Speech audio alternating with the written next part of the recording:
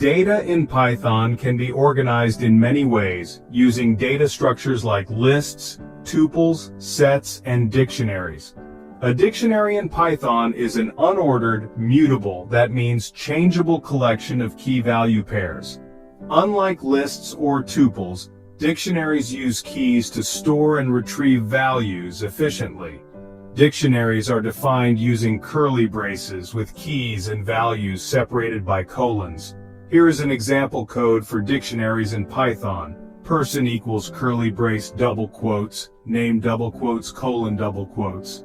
Alice double quotes, comma double quotes, age double quotes, colon 25 curly brace.